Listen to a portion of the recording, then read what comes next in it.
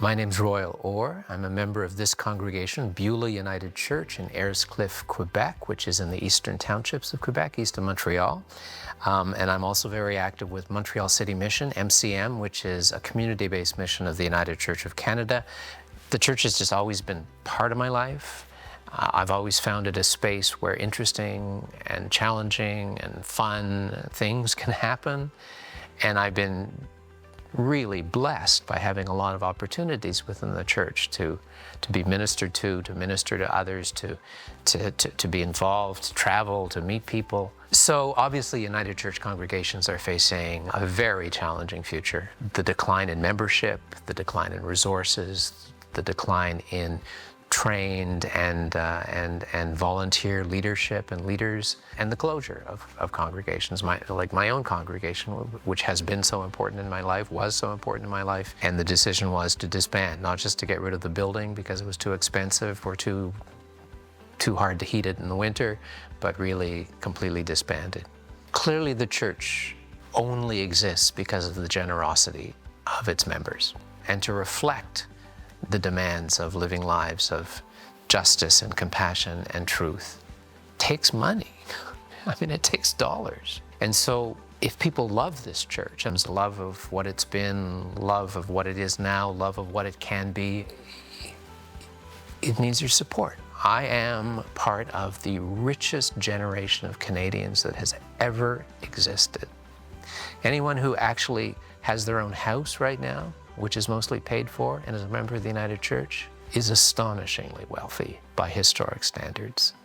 And so we're not asking people to give so that they have to live the rest of their lives in penury. Absolutely not. But with the kind of advice and support that you can get from the foundation of the United Church of Canada, you can take a look at your finances and realize that you probably have more money than you thought. And you certainly have the ability to provide at least a bit, if not a lot, as a legacy for the future of this church. I have a confident expectation in the future of the church.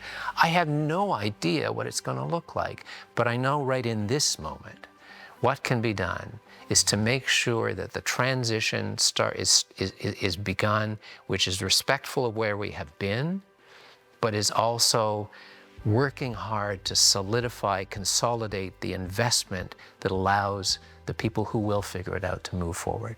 All of our little congregations, their last 10 years are running on legacy giving. So people are already living it, probably even without realizing that they're living it, that they are benefiting from the legacy of previous generations.